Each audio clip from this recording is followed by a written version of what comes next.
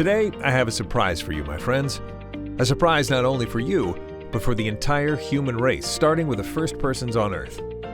Gravity, in its true definition, a fundamental interaction which causes mutual attraction between all things that have mass, is something that is hard to occur as we erroneously thought.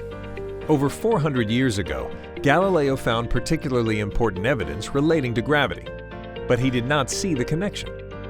400 years later, we see his amazing discoveries, but also failed to detect any relationship between the two phenomena and continue to believe that the universe has lots of gravities in lots of forms. This is what Galileo discovered.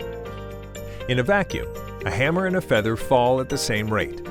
The reason a hammer and a feather fall at the same speed in a vacuum is because there is no air resistance. In the absence of air resistance, all objects fall at the same rate regardless of their mass. Kirkland, 2007. As such, we already have a lazy answer. Since there's no air resistance in a vacuum, all things have to fall at the same rate.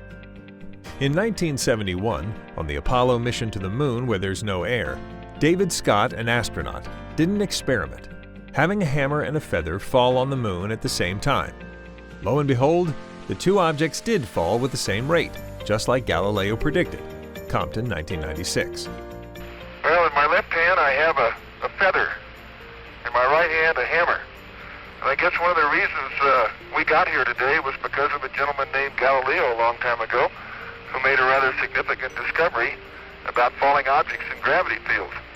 And we thought that where would be a better place to confirm his findings than on the Moon. And so we thought we'd try it here for you. The feather happens to be appropriately a falcon feather for our falcon. And I'll drop the two of them here, and hopefully they'll hit the ground at the same time. How about that? That proves that Mr. Galileo was correct in his findings. That's an old tale. Now the Earth has its own vacuum. However, upon reviewing the YouTube video entitled "Brian Cox Visits the World's Largest Vacuum, Human Universe, BBC," you will encounter a more updated, parallel experimental scenario. Two distinct objects, namely a bowling ball and feathers possessing disparate masses, demonstrate uniform rates of descent, mirroring the outcomes observed in David Scott's lunar experiment.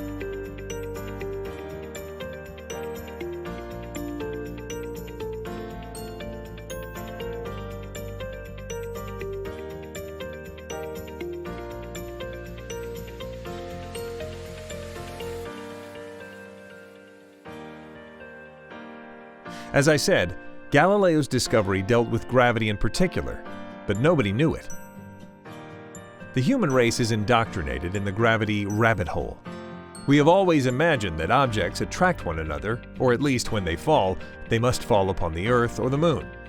Nobody understood that in Galileo's discovery, everything was the opposite. Even Galileo did not understand that reverse truth. This is the reverse truth, a surprise. The hammer and the feather did not fall on the Moon in David Scott's experiment, but the Moon rose up to receive them. The bowling ball and the bird feathers in the biggest vacuum on Earth never fell on Earth. It's the surface of the Earth that rose up to receive them. You are about to jump up from where you're sitting. I understand why, but please take it easy, my friends. In fact, we have seen in our lives many such reverse truth phenomena. Recall instances when you fervently accelerate your vehicle during an evening drive through vast grassy landscapes, employing the colloquial expression, metal the pedal, push the pedal to the metal. In this scenario, swarms of insects converge on your windshield, succumbing to an abrupt demise. It is essential to recognize that these creatures are not deliberately propelling themselves toward your windshield. Rather, your rapidly moving vehicle's velocity propels it into its trajectory. But sitting in the car, you have the impression that those loco insects launched themselves at your car. So today, let's try to correct some mistakes from 400 years ago when we missed and failed to reveal all the important parts of Galileo's discovery. 4. Cameras on. 2. 1. Release.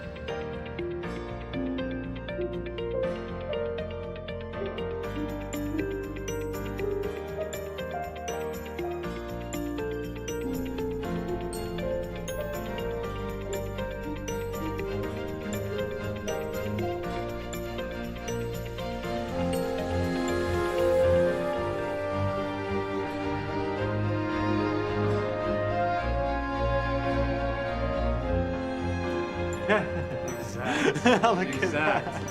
They came down exactly the same. Wow. Look. That's right there. Look at how they hit right there. Exactly. You're back on the side. Exactly the same. Feathers don't move, nothing. Look at that. That's just brilliant.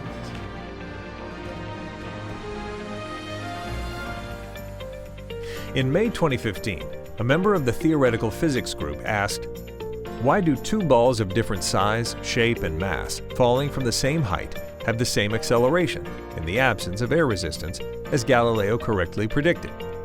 We experienced that these two balls, one heavier than the other, arrived at the ground at the same time as if they had the same weight. How does this happen? What is the reason behind this mysterious phenomenon? Dr. Charles Ives provided a good answer. A useful way to consider this example is from the perspective of the equivalence principle. If you return to Einstein's thought experiment of a laboratory located on a spacecraft accelerating at 10 meters per second, you can create an identical scenario. Consider a laboratory where two balls, one of lead and the other of balsa wood, are held in a device at the top of the laboratory. The laboratory is evacuated of air, so no resistance to the motion of the balls would be present. At a signal, the balls are simultaneously released from the device. Up to the moment of their release, the balls were connected to the accelerating reference frame of the laboratory, so they shared its velocity. However, when released, they were freed from that reference frame and now share a common frame that was no longer accelerating. The acceleration of the laboratory causes the floor to be accelerated towards the balls, and weight of the balls is completely irrelevant. From the perspective of an observer in the laboratory, the balls are falling toward the floor of the lab, but from the perspective of an observer on either one of the balls, the laboratory floor is accelerating toward the observer. The balls are stationary in space, and it is the laboratory that is moving. There is no reason for one of the balls to move toward the floor faster than the other. Ivy, 2015. Isaac Newton would say that the ball and the feather fall because there's a force pulling them down. Gravity. But Einstein imagined the scene very differently. The happiest thought of his life was this.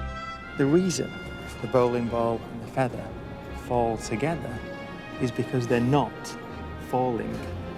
They're standing still. There is no force acting on them at all.